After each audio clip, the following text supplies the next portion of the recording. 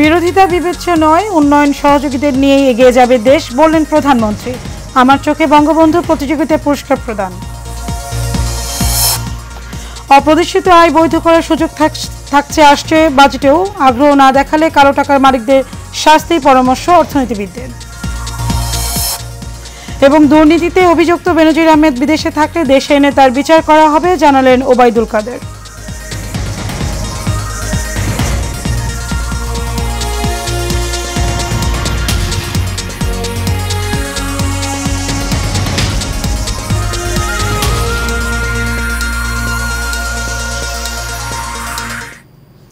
স্বাগত এশিয়ান নিউজে, আপনাদের সাথে আছে আমি মারিয়া মিকো। এতক্ষণ শুনছেন বিআরবি কেবল ইন্ডাস্ট্রিজ লিমিটেড সংবাদ শিরোনাম। চলে যাচ্ছি পুরো সংবাদে। বিভিন্ন দেশে বিরোধিতা বিবেচনা না করে যারা উন্নয়ন সহযোগী হবে তাদের নিয়ে বাংলাদেশ এগিয়ে যাবে বলে জানিয়েছেন প্রধানমন্ত্রী শেখ হাসিনা। রবিবার সকালে গণভবনে আমার চোখে বঙ্গবন্ধু ভিডিও চিত্র প্রতিযোগিতায় জাতীয় পর্যায়ে নির্বাচিতদের হাতে পুরস্কার তুলে দিয়ে একথা বলেন তিনি।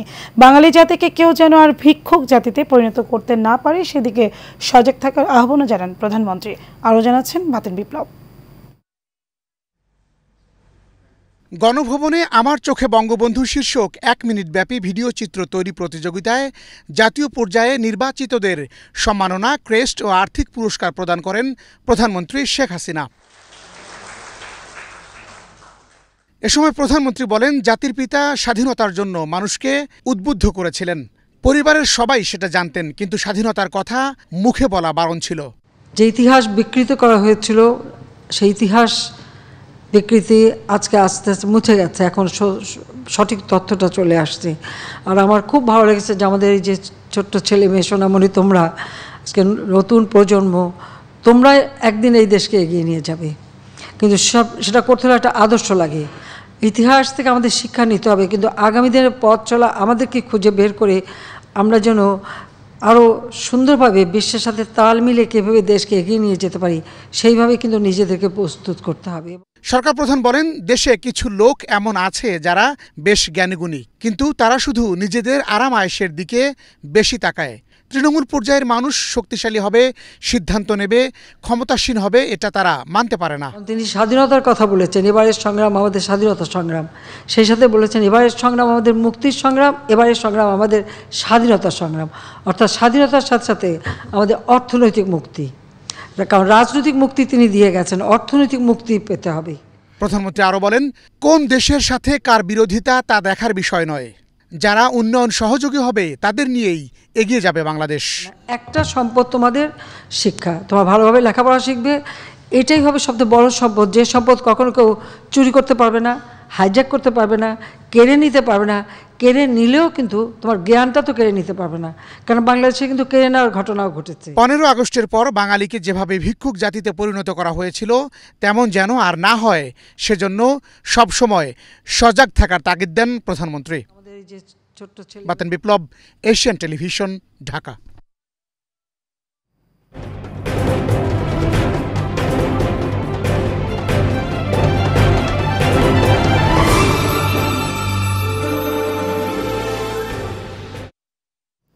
এবার 2024-25 অর্থ বছরের বাজেট প্রসঙ্গ। 10% থেকে বাড়িয়ে 15% কর দিয়ে কালো টাকা সাদা করার সুযোগ থাকছে আসছে বাজেটেও। এই সুযোগ আদৌ কেউ নেবে কিনা তা নিয়ে আশঙ্কা রয়েছে। বিশেষজ্ঞরা বলেছেন, এর আগেও এ ধরনের সুবিধা থাকলেও খুব বেশি আগ্রহ দেখা যায়নি অপ্রদর্শিত অর্থ অর্জনকারীদের। তাই এই সুযোগ গ্রহণ না করলে কালো টাকার মালিকদের আইনের আওতায় আনার পরামর্শ অর্থনীতিবিদদের। কাউসার আহমেদের রিপোর্টে বিস্তারিত। ঘাত প্রতিঘাত, বিভিন্ন জায়গায় যুদ্ধ পুরো বিশ্বের অর্থনীতিতে একটি টালমাটাল পরিস্থিতি তৈরি করেছে। এর ব্যতিক্রম নয় বাংলাদেশও। কিন্তু সম্প্রতি দেশ থেকে বিপুল পরিমাণ অর্থ পাচার হয়ে যাওয়ায় বিপাকে পড়েছে অর্থনৈতিক খাত। ফলে সেসব টাকা দেশে ফিরিয়ে আনবার লক্ষ্যে একই সাথে যারা অপ্রদর্শিত অর্থ অর্থাৎ কালো টাকার মালিক বনেছেন তাদের টাকা সাদা করার সুযোগ দেওয়া হচ্ছে বলে বিভিন্ন সূত্রে জানা গেছে। 2 বছর আগে 10% কর দিয়ে অপ্রদর্শিত অর্থ বৈধ করার সুযোগ দেওয়া হয়েছিল, কিন্তু তেমন সাড়া না পাওয়ায় পরে এই সুযোগ বাতিল হয়। ফলে এবারেও যারা এই সুযোগ কাজে না লাগাবে তাদেরকে আইনের আওতায় আনার দাবি বিশেষজ্ঞদের। এটার আইন কানুন এমনভাবে করতে হবে যাতে যার কাছে কালো টাকা আছে সেই যাতে মনে করে যে এটা আমার সর্বশেষ সুযোগ, আমাকে অর্থনীতিতে এরকম সুযোগ আর পাবো না। যদি আমার না হয় তাইলে তার বিরুদ্ধে কিন্তু যাদের থাকে মনে করে তাদের বিরুদ্ধে কিন্তু কঠোর অবস্থানে গেলে এটা সাকসেসফুল হবে। এবং এটা যেই সরকার যে কোনো সরকারের যদি এটা কোনো উদ্দেশ্য নিয়ে যদি দিয়ে থাকে তাহলে উদ্দেশ্য সফল হবে। কিন্তু আরেকটা দরজা খোলা রেখে, দুইটা দরজা একসাথে যদি খোলা রেখে তাহলে এই দরজা দিয়ে কোনো লোক ঢুকবে না। তাহলে এটা কি হলো? এটা তো লোনটা দেওয়া হয়েছে তার ইন্ডাস্ট্রি পরিচালনার জন্য, সেই ইন্ডাস্ট্রি বন্ধ, ইন্ডাস্ট্রির জন্য লোন নিয়ে সে টাকাটা বাইরে পাচার করে দিচ্ছে। তারপরে সে ইম্পোর্ট করতেছে, ইম্পোর্টের ওভার ইনভয়েস করে টাকাটা বাইরে পাচার করতেছে। এখানে আমার টাকা বাইরে চলে যাচ্ছে। এক্সপোর্টের ক্ষেত্রে টাকা যেটা রেমিটেন্স হয়ে আসবে সেখানে এই দেশে না আসিয়া আরেক দেশে সে জমা করতেছে। একটা পোর্শন এখানে হয়তো আসে মিনিমাম, এবং অনেক টাকা প্রায় 3 কোটি 4 কোটি মানে 300 না 400 কোটি ডলারের মতন বাংলাদেশ ব্যাংক কিছুদিন আগে বলল যে এটা এখনও কিন্তু আনসেটেলড। এক্সপোর্ট প্রসিড আসছে মানে আপনার এখন থেকে 3 বছর আগে, সেই টাকাও এখনও ঢুকে নাই বাংলাদেশে। তাহলে কী হলো? তাহলে হোয়াট ইজ দ্য ফাইন্যান্সিয়াল অ্যাডমিনিস্ট্রেশনে সেখানে হু আর রেসপন্সিবল? স্বাধীনতার পর থেকে নানাভাবেই কালো টাকা বিনিয়োগের সুযোগ দেওয়া হয়, তবে এই টাকা ফেরত না এসে উল্টো আরও টাকা বাইরে চলে যাচ্ছে বলে মত তাদের। সেজন্য রাজনীতিকেই দুষছেন তারা। রিসেন্টলি আপনি দেখেন যে দুদকে অনেকগুলা অ্যাকশান নিতেছে, এগুলা যদি আপনার অনেক আগের থেকে নিত তাহলে কী হয়তো চিন্তা করেন। বাংলাদেশে কিন্তু আমাদের রিসোর্স যেটা বাইরে চলে যাচ্ছে সেটা কিন্তু আমাদের ভিতরে থাকতো।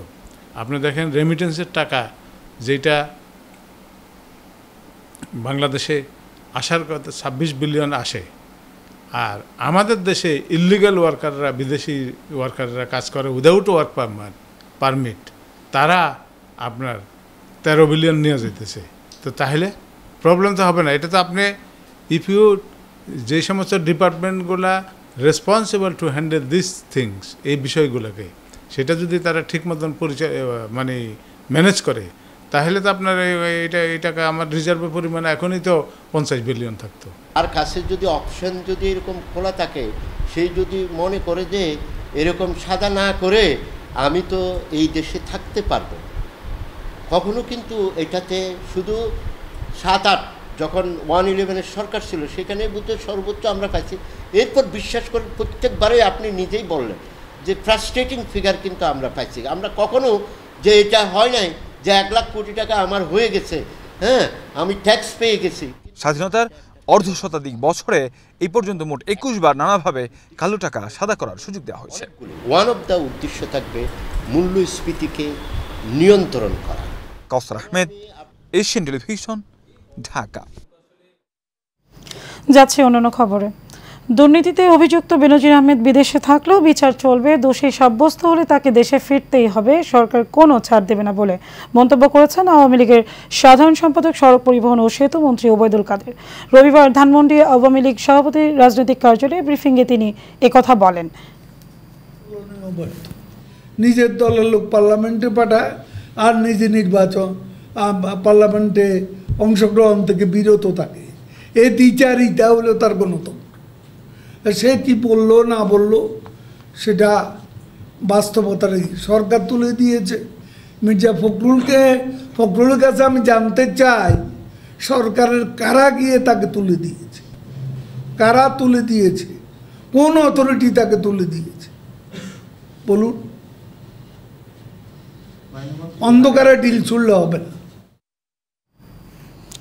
সাতক্ষীরায় বঙ্গবন্ধু সৈনিক লীগের নবগঠিত কমিটির পরিচিতি ও আলোচনা সভা অনুষ্ঠিত হয়েছে।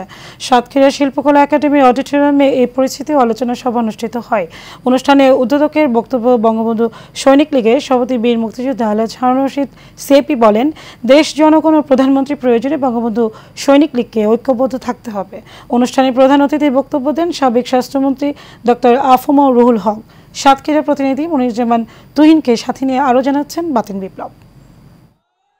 বঙ্গবন্ধু সৈনিক লীগের সাতক্ষীরা জেলা শাখার সভাপতি মোহাম্মদ শরীফুল ইসলাম বাবু খানের সভাপতিত্ব ও সাধারণ সম্পাদক বিকাশ চন্দ্র সরকারের সঞ্চালনায় উপস্থিত হন বঙ্গবন্ধু সৈনিক লীগের কেন্দ্রীয় কমিটির সভাপতি ও এশিয়ান গ্রুপ ও এশিয়ান টেলিভিশনের চেয়ারম্যান বীর মুক্তিযোদ্ধা আলহাজ হারুনুর রশিদ সিআইপি।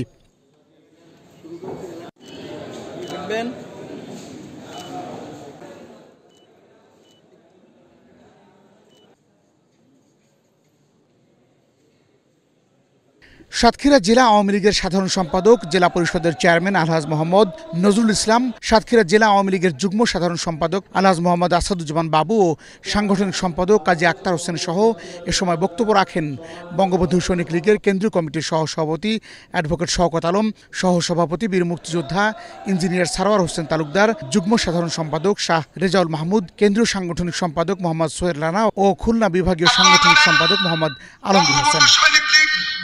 যাদের জনক বঙ্গবন্ধুর নামেই এই সৈনিক লীগটা চলিত, তার নামের সংগঠন আজকে যদি বঙ্গবন্ধু শেখ মুজিবুর রহমান জন্ম না নিত, আমার মনে হয় বাংলাদেশ আজকে স্বাধীন হতো না।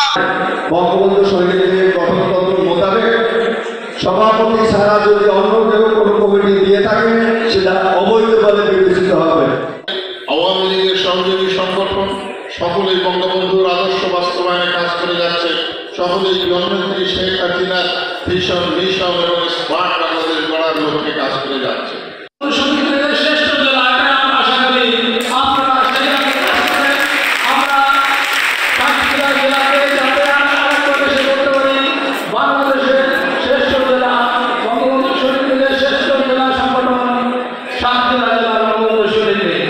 রাজনীতি করার হলো অনাপত্তিপত্র আমরা গ্রহণ করে সামনের পথ চলা আমাদের তৈরি হয়। বঙ্গবন্ধু সৈনিক লীগের সভাপতি বীর মুক্তিযোদ্ধা আলহাজ হারুনুর রশিদ সিআইপি বলেন, অস্ত্র হাতে যুদ্ধে অংশ নিয়ে দেশ স্বাধীন করার পর থেকেই তিনি শেখ হাসিনার পাশে আছেন। আগামীতে বঙ্গবন্ধু কন্যার যে কোনো প্রয়োজনে জীবন দিতেও প্রস্তুত তিনি। আমি একজন বঙ্গবন্ধু সৈনিক লীগের সভাপতি হিসাবে বলতে চাই, আমি একজন বীর মুক্তিযোদ্ধা, আমি সিআইপি, আমি ইন্ডাস্ট্রিয়ালিস্ট। এ সময় তিনি নেতাকর্মীদের ঐক্যবদ্ধ থাকারও আহ্বান জানান। আমাদের বঙ্গবন্ধু সৈনিক লীগকে শক্তিশালী করার জন্য মিলিয়ে ঝিলে কাজ করতে হবে এবং দেশের মাননীয় প্রধানমন্ত্রী নেতৃত্বে এই বঙ্গবন্ধু সৈনিক লীগ যেভাবে হুকুম দিছে, আপনারা থানা লেভেলগুলা কমপ্লিট করবেন। কমপ্লিট করার পরে আবার প্রয়োজন হয় আমি আসবো, আমাদের যারা আছে তাদের নিয়ে আসবো, আইসা আবার সব থানা লেভেল সহকারে আলোচনা করে যাব এবং দেখা যাবো আপনারা কেমন করছেন। অনুষ্ঠান শেষে সাবেক স্বাস্থ্যমন্ত্রী, বাংলাদেশ আওয়ামী লীগের সভাপতি মণ্ডলীর সদস্য, সাতক্ষীরা ৩ আসনের সংসদ সদস্য ডাক্তার আফম রুহুল হক এক ভিডিও কলের মাধ্যমে প্রধান অতিথির বক্তব্য রাখেন।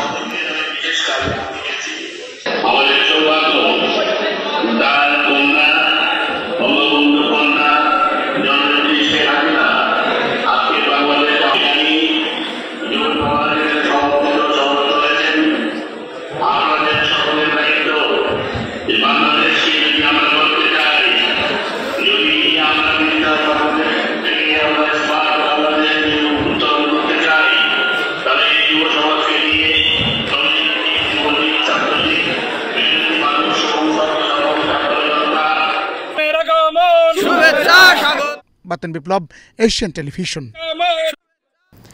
21শে আগস্ট প্রধানমন্ত্রী শেখ হাসিনাকে হত্যার জন্য গ্রেনেড হামলা করে বিএনপি।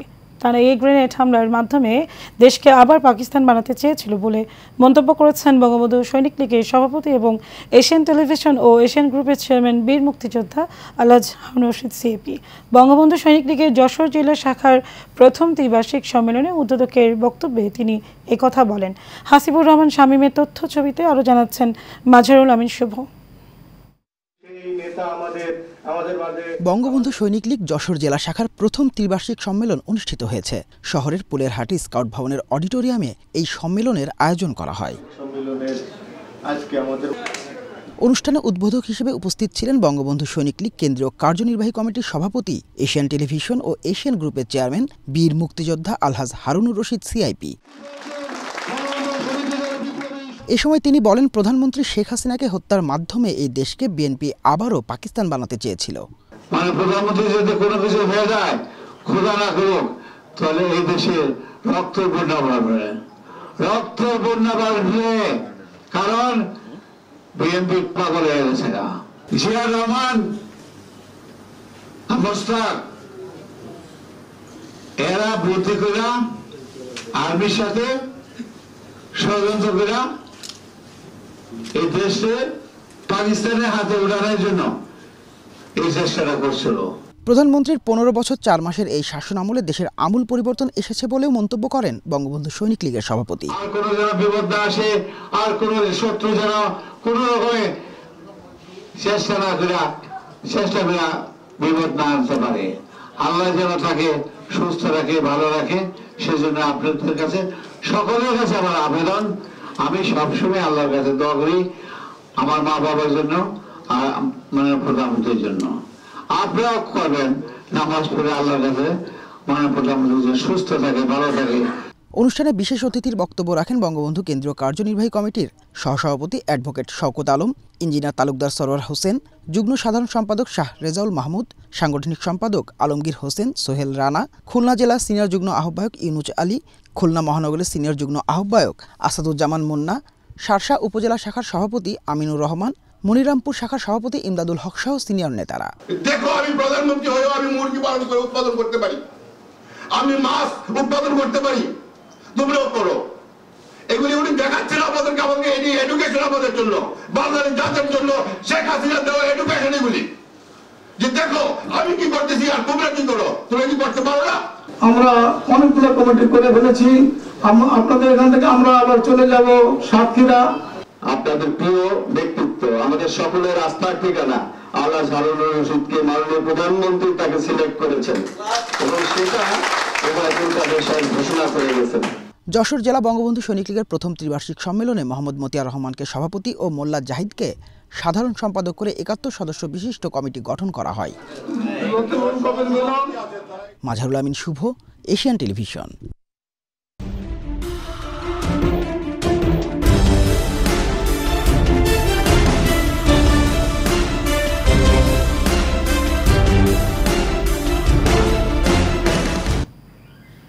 সারা বাংলা প্রসঙ্গ।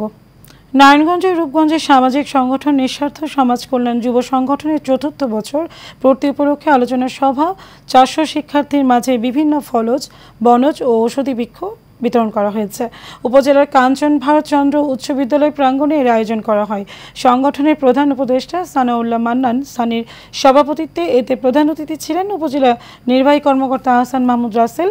এ সময় আরও উপস্থিত ছিলেন রূপগঞ্জ উপজেলার প্রকৌশলী মোহাম্মদ মোর্শেদ উল আমিন, কাঞ্চন ভারতচন্দ্র উচ্চ বিদ্যালয়ের প্রধান শিক্ষক এনামুল হক সহ অনেকে।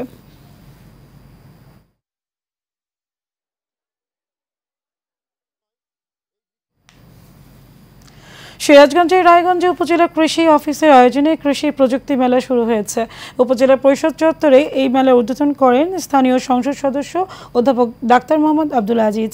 এর আগে মেলা উপলক্ষে একটি বর্ণাঢ্য র্যালি বের হয়। উপজেলা নির্বাহী অফিসার মোহাম্মদ নাহিদ হাসান খানের সভাপতিত্বে ও উপসহকারী কৃষি অফিসার জহুরুল ইসলামের সঞ্চালনায় পরে একে সবাই উপস্থিত ছিলেন জেলা আওয়ামী লীগের সহসভাপতি আব্দুল হান্নান খান, উপজেলা কৃষি কর্মকর্তা আব্দুর রৌফ ও রায়গঞ্জ থানার অফিসার ইনচার্জ হারুনুর রশিদ সহ অনেকে।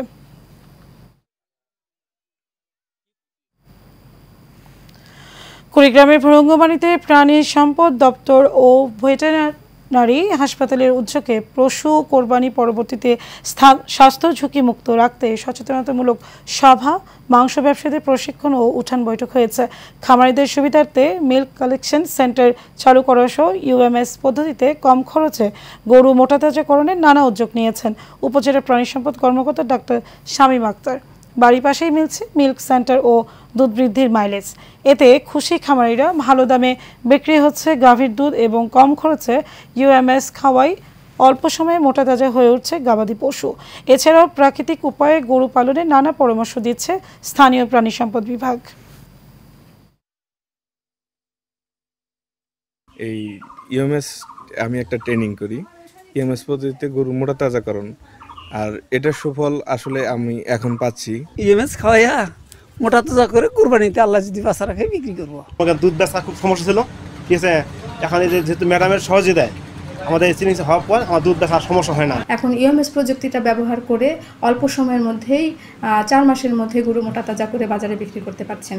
এতে খামারিদের খাদ্যর খরচটা কমে গেছে এবং উৎপাদনটাও বেড়েছে।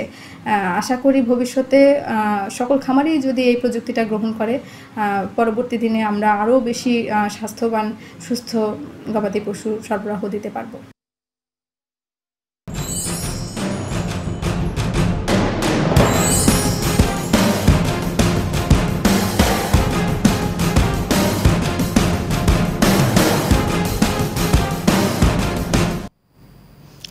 এবারে উপজেলা নির্বাচনের খবর। চতুর্থ ধাপের উপজেলা পরিষদ নির্বাচনের প্রচারণায় ব্যস্ত সময় পার করেছেন রংপুরের তারাগঞ্জের প্রার্থী ও সমর্থকরা। নির্বাচনে অংশ নেওয়া 14 প্রার্থীর মধ্যে চলছে এক কঠোর লড়াই। এক প্রার্থী আরেক প্রার্থীর বিরুদ্ধে নানা অভিযোগ তুললেও উন্নয়নের প্রতিশ্রুতি দিয়ে যাচ্ছেন ভোট। আর ভোটাররা বলছেন যোগ্য প্রার্থীকেই ভোট দেবেন তারা। রংপুর তারাগঞ্জ থেকে হাফিজুর রহমানের রিপোর্টে বিস্তারিত জানাচ্ছেন আবু ইসলাম হিমু। চতুর্থ ধাপের উপজেলা পরিষদ নির্বাচন সামনে রেখে ব্যানার, ফেস্টুন ও পোস্টারে ছেয়ে গেছে রংপুরের তারাগঞ্জ উপজেলার পাড়া মহল্লা সহ হাট বাজার। সকাল থেকে সন্ধ্যা প্রার্থীরা ঘুরছেন ভোটারদের দ্বারে দ্বারে। উন্নয়নে নানা প্রতিশ্রুতি দিয়ে চাইছেন ভোট। তবে নির্বাচনে প্রচারণায় এগিয়ে চেয়ারম্যান প্রার্থী আনিসুর রহমান লিটন ও শাহিনুর ইসলাম।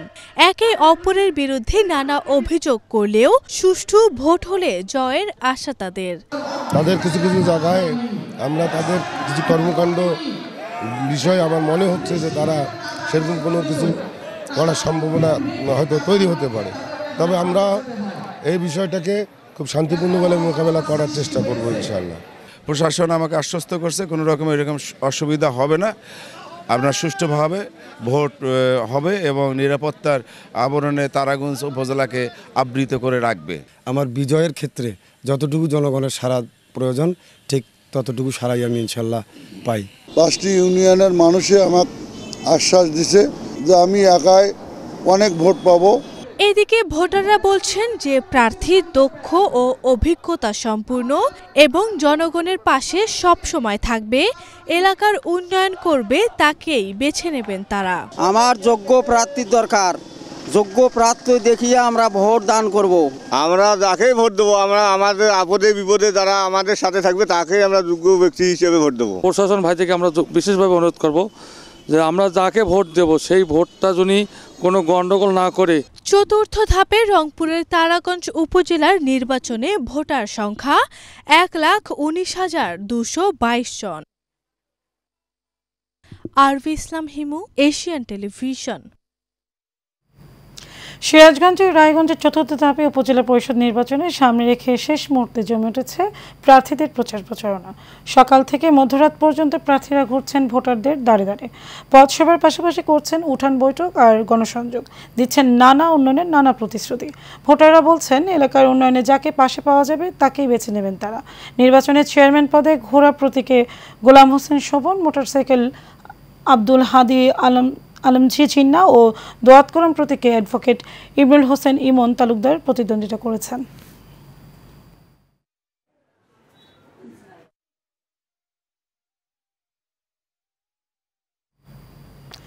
কুমিল্লার নাঙ্গলকোটে উপজেলা পরিষদ নির্বাচনের চেয়ারম্যান প্রার্থী নাজমুল হাসান বাসির ভূঁইয়াকে দোয়াতকরম প্রতীকে ও ভাইস চেয়ারম্যান প্রার্থী তৌহিদুর রহমানকে তালা প্রতীকের সমর্থনে মতবিনিময় সভা হয়েছে।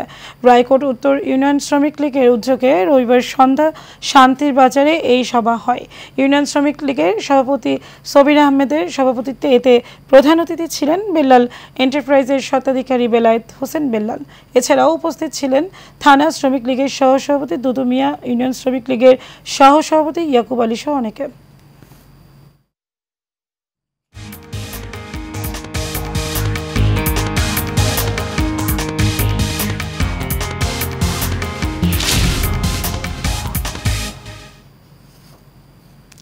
এবারে আন্তর্জাতিক সংবাদ। ভারতের 7 ধাপের লোকসভা নির্বাচন শেষ হয়েছে। এই নির্বাচনের ফলাফল আগামী 4 জুন ঘোষণা করবে দেশটির নির্বাচন কমিশন। তবে এরই মধ্যে বিভিন্ন গণমাধ্যমের বুথ ফেরত জরিপে বলা হচ্ছে টানা তৃতীয়বারের প্রধানমন্ত্রী পদে হ্যাট্রিক করতে যাচ্ছেন নরেন্দ্র মোদী। কেউ কেউ বলেছেন ভারতীয় জনতা পার্টির বিজেপি নেতৃত্বাধীন জোট এনডিএ 543 আসনের মধ্যে 400 আসন পাবে। ভারতের সংবিধান অনুযায়ী কোনো দল বা জোট যদি সরকার গঠন করতে চায় তাহলে তাদের লোকসভার 543টি আসনের মধ্যে কমপক্ষে 272টিতে জয় পেতে হবে। দেশটির এবারে লোকসভা নির্বাচনে দুটি বড় জোটের তীব্র প্রতিদ্বন্দ্বিতা দেখা গেছে।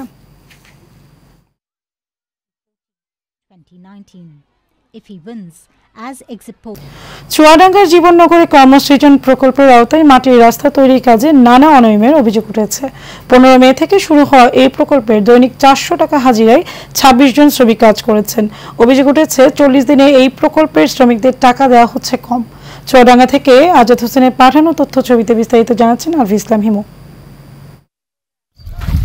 চুয়াডাঙ্গার জীবননগর উপজেলার বকুন্ডিয়া বেলে মাঠে 40 দিনের কর্মসৃজন প্রকল্পের আওতায় মাটির রাস্তা তৈরির কাজ শুরু হয় গত মে থেকে, যা এখনো চলছে। রাস্তা তৈরির এই কাজ করছেন 26 জন শ্রমিক, যাদের দৈনিক হাজিরা 400 টাকা। কিন্তু শ্রমিকদের অভিযোগ কাজ করেও মজুরির টাকা পাচ্ছেন না অনেকে। এছাড়াও প্রকল্প থেকে কারণ ছাড়াই শ্রমিকদের বাদ দেয় প্রকল্প কর্মকর্তা। এই প্রকল্পের কাজের লোক এরা যদি একদিন না যায়, যদি অফিসার দিয়ে থাকে, তার অ্যাবসেন্ট করতে পারে একদিন গাড়ি, তাই বলে প্রকল্পতে একবারে বাতিল হতে পারে।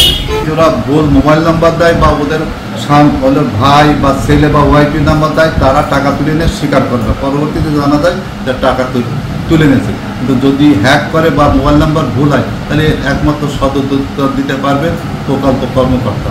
অভিযোগ রয়েছে সপ্তাহ শেষে 7 দিনের মজুরির টাকা একসঙ্গে পাওয়ার কথা থাকলেও তা থেকে বঞ্চিত শ্রমিকরা।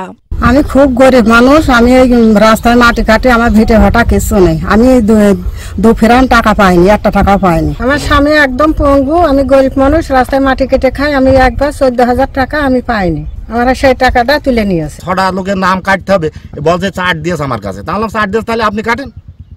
বলছে তুই বেশি ফুঙ্গা পাকাম করলে তোর এখানে জেল খাটাবো। আমাদের বেতনও দেরিতে দেয়, আমরা খুবই গরিব মানুষ। যদিও এসব অনিয়মের বিষয়ে খোঁজ নিয়ে প্রয়োজনীয় ব্যবস্থা নেওয়ার আশ্বাস উপজেলা নির্বাহী কর্মকর্তার।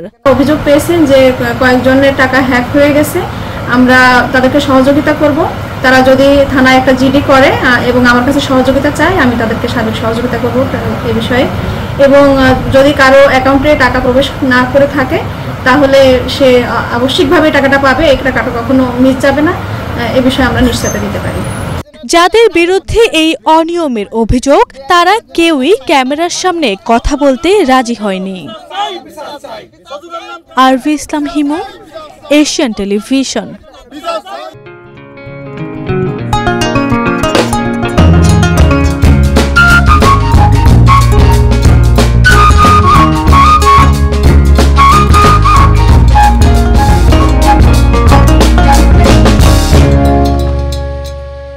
চট্টগ্রাম সংবাদ। চট্টগ্রাম প্রকৌশল ও প্রযুক্তি বিশ্ববিদ্যালয় কর্তৃক ঘোষিত আপগ্রেডেশন ও উচ্চতর স্কেল অথবা সিনিয়র স্কেল প্রদান সংক্রান্ত সমুন্নত রাখার দাবিতে অবস্থান কর্মসূচি পালন করেছে স্টাফ অ্যাসোসিয়েশন। রবিবার সকাল 10টা থেকে বেলা 2টা পর্যন্ত চুয়েট প্রশাসনিক ভবনের সামনে এই অবস্থান কর্মসূচি পালন করা হয়।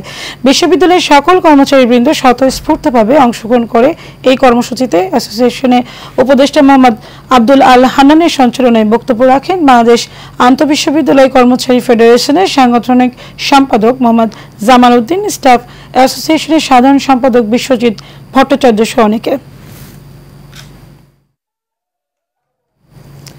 বাংলাদেশ পরিবেশ সুরক্ষা আন্দোলনের কেন্দ্রীয় যুগ্ম মহাসচিব, অ্যামনেস্টি ইন্টারন্যাশনাল সদস্য, মুক্তিযোদ্ধার সন্তান সাইফুদ্দিন সালাম মিঠুকে আন্তর্জাতিক মানবাধিকার কমিশন বাংলাদেশের নির্বাহী পরিচালক পদে নিযুক্ত করে সম্বর্ধনা দেওয়া হয়েছে।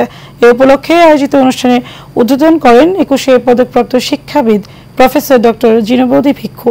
প্রধান অতিথি বক্তব্য রাখেন বাংলাদেশের মুক্তি সংগ্রাম ও মুক্তিযুদ্ধ গবেষণা কেন্দ্র ট্রাস্টের চেয়ারম্যান ডক্টর মাহফুজুর রহমান। প্রধান অতিথি তার বক্তব্য বলেন, মানবাধিকার বিশ্বের কোনো দেশ, গোষ্ঠী, জাতি, ধর্ম, বর্ণের মধ্যে সীমাবদ্ধ নয়, বরং এটি বিশ্বব্যাপী সকল জাগতিক সম্পর্কে সীমানা পেরিয়ে সকল মানুষের চিরন্তন অধিকার।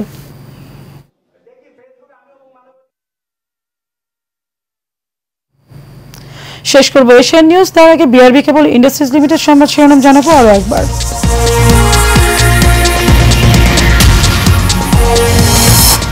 বিরোধিতা বিবেচনায় উন্নয়নের সহযোগিতা নিয়ে এগিয়ে যাবে দেশ, বললেন প্রধানমন্ত্রী। আমার চোখে বঙ্গবন্ধু প্রতিযোগিতা পুরস্কার প্রদান। অপ্রদর্শিত আয় বৈধ করার সুযোগ থাকছে আসছে বাজেটেও। আগ্রহ না দেখালে কালো টাকার মালিকদের শাস্তির পরামর্শ অর্থনীতিবিদদের। এবং দুর্নীতিতে অভিযুক্ত বেনজির আহমেদ বিদেশে থাকলে দেশে এনে তার বিচার করা হবে, জানালেন ওবায়দুল কাদের।